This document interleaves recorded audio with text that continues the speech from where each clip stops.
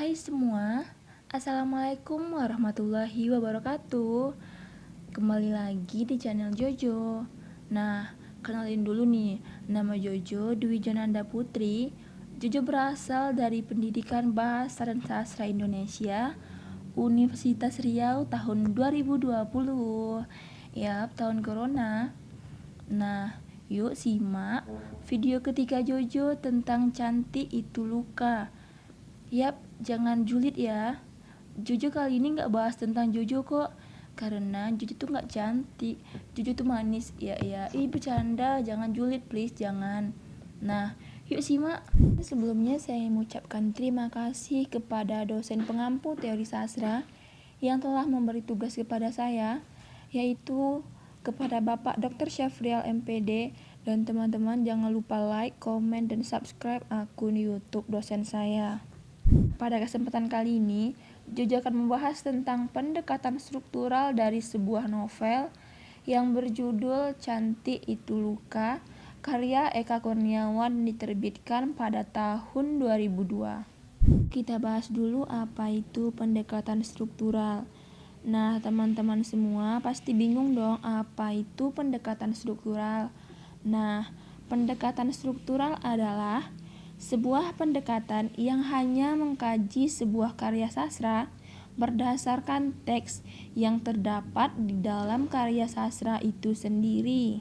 Nah, artinya kita akan fokus tentang pengkajian yang terpusat kepada teks. Nah, dalam pendekatan struktural terbagi dua unsur karya sastra. Yang pertama yaitu unsur intrinsik dan unsur ekstrinsik. Nah, yuk kita bahas satu-satu apa itu unsur intrinsik dan unsur ekstrinsik. Unsur intrinsik adalah unsur yang berasal dari dalam teks dan menjadi unsur pembangun munculnya sebuah karya sastra. Sedangkan unsur ekstrinsik adalah unsur yang berasal dari luar karya sastra. Biasanya sih unsur ini berkaitan dengan diri si pengarang. Nah, di dalam pendekatan struktural yang berkaitan yaitu unsur intrinsik. Berarti dalam kajian kali ini kita akan membahas lebih dalam tentang unsur intrinsik. Pada kesempatan kali ini, Jojo akan membahas tentang sebuah novel yang berjudul Cantik Itu Luka, karya Eka Kurniawan, yang bercerita tentang tragisnya kehidupan perempuan pada masa penjajahan Belanda, Jepang, dan di era-era kemerdekaan di sebuah tempat yang bernama Halimunda. Nah, yuk sekarang kita bahas lebih detail dari unsur intrinsik dari novel Cantik Itu Luka. Pertama, kita mulai dari tema. Tema adalah salah satu unsur intrinsik dalam karya sastra yang menjadi ide pokok sebuah cerita. Dalam novel Cantik Itu Luka memiliki tema tentang perjuangan karena seorang wanita yang harus berjuang walaupun menjadi seorang pelacur atau pemuas nafsu para penjajah. Unsur intrinsik selanjutnya yaitu alur. Alur merupakan unsur intrinsik yang berarti jalannya sebuah cerita. Pada novel Cantik Itu Luka memiliki alur maju mundur yang disebabkan oleh penulis menceritakan pada masa sekarang dan pada masa lampau, yaitu masa lampau tentang kehidupan Ayu dan masa sekarang yang tentang kebangkitan Ayu untuk membalaskan dendamnya, yaitu membunuh setiap ruh jahat yang mengganggu anaknya. Unsur intrinsik yang ketiga yaitu latar. Pada novel Cantik Itu Luka memiliki 4 latar. Yang pertama yaitu latar waktu. Cantik Itu Luka terjadi pada tahun 1945 dalam pembagian waktu ketika malam sebelum pesta Rengganis Cantik dikubur di bawah tempat tidur, dan latar waktu siang ketika Ted Slamler menikahi Mak Iyang. Latar sosial yaitu menceritakan tentang perjuangan perempuan pada masa kolonial yang ada di Halimunda. Dan selanjutnya, latar tempat. Cantik Itu Luka. Novel ini karya Eka Kurniawan yang terjadi di sebuah tempat yang bernama Halimunda. Tempat dalam cerita ini yaitu antara lain seperti rumah, tempat Ted Stambler menikahi Mak Iyang. Selanjutnya, kamar, yaitu tempat Krisan menggali kubur di bawah kolong tempat tidur. Dan selanjutnya latar tempat yaitu laut, tempat Krisan membuang mayat Rengganis dan mayat Ai di tengah laut. Dan latar suasana pada novel ini sangat menegangkan karena ada percobaan bunuh diri Mak Iyang dan Mak Gendik. Dan latar suasana lainnya yaitu sedih karena Dewi Ayu menyesali ketiga anaknya mengikuti jejaknya seperti dahulu, dan Dewi Ayu menginginkan anaknya yang terakhir tidak mengikuti jejaknya. Unsur intrinsik yang keempat adalah tokoh. Tokoh juga merupakan unsur intrinsik karena dalam sebuah karya sastra, tokoh merupakan pemeran atau pelaku dalam sebuah cerita. Tokoh-tokoh yang dianalisis dalam novel Cantik Itu Luka. Tokoh utama adalah Dewi Ayu. Tokoh antagonis adalah Sang Page 1713 Sondako, Alamanda, dan Maman Gendeng, serta Ted Stambler. Tokoh tirtagonis adalah Maya Dewi, dan tokoh statis adalah Adinda dan Kemar Kliwon. Tokoh pembantu yaitu Mak Iyang dan Mak Gendik, dan tokoh-tokoh lainnya yang tidak disebutkan namanya. Unsur intrinsik yang kelima adalah penokohan. Penokohan termasuk dalam unsur intrinsik karya sastra. Penokohan merupakan perwatakan dari masing-masing tokoh yang ada. Dalam novel Cantik Itu Luka, watak tokoh Dewi Ayu yaitu wanita cantik yang sangat digemari dan diidam-idamkan oleh setiap lelaki pada masa itu, terutama oleh para penjajah. Watak Dewi Ayu lainnya yaitu pendendam, karena dia dendam dengan orang-orang atau ruh jahat yang selalu mengganggu anaknya. Makanya setelah dia meninggal, dia bangkit kembali untuk membunuh setiap ruh jahat yang mengganggu anaknya. Watak tokoh Ted Stambler yaitu jahat, karena dia mengancam akan membunuh orang tua Mak Iyang jika gadis itu tidak bersedia menjadi gundiknya. Stambler juga memiliki watak yang pemaksa, karena dia memaksa Dewi Ayu untuk menikahi Mak Gendik. Dan watak Sondako yaitu jahat, karena dia meniduri Alamanda karena Alamanda menolak cintanya. Dan watak Alamanda yaitu sebagai anak Dewi Ayu yang sangat cantik dan suka mempermainkan laki-laki. Buktinya, dia mempermainkan setiap laki-laki yang menyukainya. Dan watak Kamerat Kliwon yaitu pemberani, karena dia memimpin serikat nelayan dalam pembakaran kapal Sondako. Dan watak Adinda, anak kedua Dewi Ayu, baik dan bisa memanfaatkan situasi, karena dia memanfaatkan situasi ketika Kliwon patah hati ketika Alamanda menikah dengan Sondako. Dan watak Adinda ini diterima baik oleh Kliwon, dan Kliwon pun menikahi Adinda. Watak Maya Dewi yaitu anak ketiga Dewi Ayu. Dia adalah anak yang paling cantik, dan dia menikah dengan kekasih ibunya sendiri pada usia 12 tahun.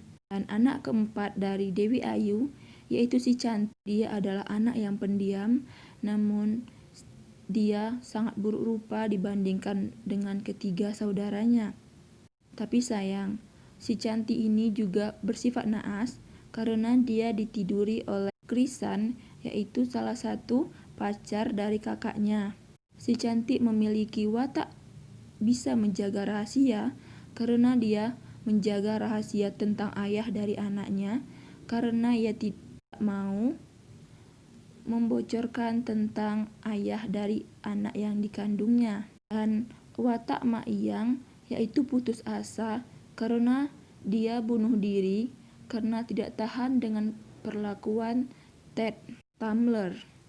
Dan watak Magendik juga putus asa karena dia bunuh diri setelah menikahi Dewi Ayu karena dia tidak bisa mencintai Dewi Ayu. Unsur intrinsik yang keenam adalah sudut pandang. Dalam novel ini, tergambar bahwa sudut pandang digunakan oleh penulis adalah sudut pandang orang ketiga. Karena pada novel ini, setiap nama tokoh disebutkan oleh sang penulis. Intrinsik yang ketujuh adalah gaya bahasa. Gaya bahasa merupakan ciri khas dari penulis ketika ia sedang menyampaikan karya yang ditulisnya. Banyak orang beranggapan bahwa Eka menyajikan gaya bahasa yang unik dan jarang ditemui dalam karya sastra yang lainnya. Karena pada novel ini banyak menggunakan majas, sindiran, dan gaya bahasanya gaya bahasa penegasan, merupakan gaya bahasa yang menyatakan penegasan untuk memberikan pengaruh terhadap pembaca maupun pendengar. Dan bentuk gaya bahasa dalam novel Cantik Itu Luka yang pertama yaitu gaya bahasa sarkasme. Karena dalam kata novel Cantik Itu Luka ada kata bahkan keledai tak ingat jalan pulang, kata Sodanko, dia lebih bodoh dari keledai. Pada halaman 139 dalam novel Cantik Itu Luka. Selanjutnya, gaya bahasa personifikasi. Dalam novel ini, contoh kalimatnya seperti perbatasan selatan mereka abaikan sebab alam telah membatu mereka.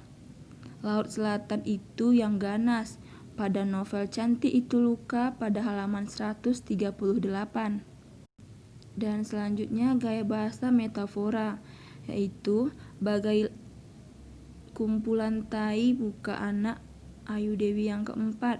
Maksudnya yaitu sangat buruk, bahkan diumpamakan dengan kumpulan tai. Dan juga menggunakan majas perumpamaan, seperti kalian tampak lucu serupa boneka gombal. Dalam Cantik Itu Luka halaman 79. Dan masih banyak lagi kata-kata lain tentang majas dan gaya bahasa yang unik dan jarang kita temui di kata novel lain. Unsur intrinsik yang terakhir dalam novel ini adalah amanat. Amanat merupakan pesan yang terkandung dalam sebuah karya sastra yang bisa kita ambil dari apa yang kita baca. Dan amanat dari novel Cantik Itu Luka adalah cantik bukan jaminan untuk suatu kebahagiaan. Jadi janganlah sombong bila berparas cantik. Dan amanat yang kedua adalah cintai orang yang mencintaimu. Jangan permainkan orang yang mencintaimu. Dan amanat yang ketiga adalah patuhi orang tuamu. Amanat yang keempat adalah hargai dirimu sendiri dan kehidupanmu. Jangan biarkan orang lain menghancurkannya. Dan amanat yang terakhir adalah ikhlaskan apa yang terjadi karena itu adalah takdir yang lebih baik dari yang kita harapkan. Nah, itu merupakan unsur intrinsik dari novel Cantik Itu Luka karya Eka Kurniawan. Jika kita membaca sekilas saja, kita belum paham tentang pesan yang disampaikan oleh penulis kepada kita. Kita harus membaca secara detail dan bila sempat kita baca hingga akhir karena kita akan menemukan kejutan-kejutan dari penulis yang di luar dugaan kita. Karena kita akan paham tentang seluk-beluk dari kisah Cantik Itu Luka. Nah, Jojo akan membahas sedikit tentang pembukaan dari novel Cantik Itu Luka. Dari sampul bukunya yaitu di akhir masa kolonial, seorang perempuan dipaksa menjadi pelacur. Kehidupan itu terus dijalaninya hingga ia memiliki 3 anak gadis dan semuanya cantik. Ketika ia mengandung anak yang keempat, ia berharap anak itu akan lahir buruk rupa dan doanya pun terkabul. Meskipun secara ironik, anak ini tetap diberi nama si cantik. Nah, makin penasaran dong, karena cerita ini sengaja dibuat Eka Kurniawan tentang keadaan perempuan pada zaman itu. Perempuan hanya dijadikan sebagai budak nafsu libido laki-laki. Tidak hanya Dewi Ayu yang menjadi perempuan penghibur dan budak seksual di kamp pada zaman tersebut, tetapi juga ada perempuan-perempuan lain yang berasal dari keluarga baik-baik. Dalam novel ini, kita akan diajak untuk tidak lupa bahwa Indonesia pernah mengalami potret kehidupan yang tidak mulus-mulus saja. Jadi, jika hari ini ada yang mengalami masa enak di zamanku loh, lebih nyaman daripada masa sekarang. Nah, dalam novel ini juga dibahas tentang kecantikan pemicu berbagai peristiwa tragis. Yap, seperti di Halimunda, keluarga cantik ini menjadi keluarga pemuas nafsu libido laki-laki pada zaman itu. Sebenarnya, novel Cantik Itu Luka membahas tentang dendam Dewi Ayu yang bangkit setelah kematiannya selama 20 tahun yang lalu, dan dia bangkit untuk membunuh roh jahat yang mengganggu anaknya.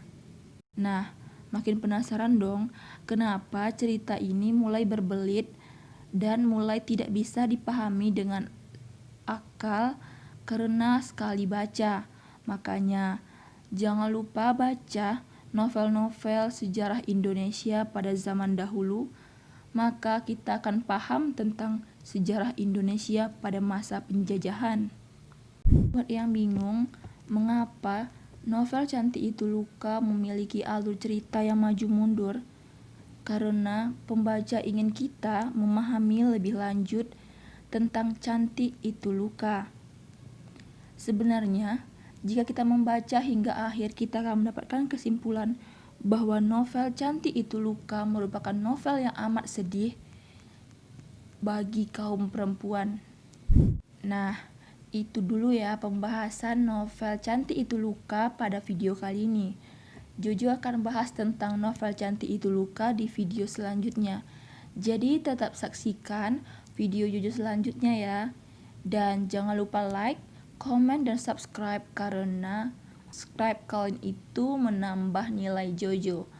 Oke, dan see you. Love you guys.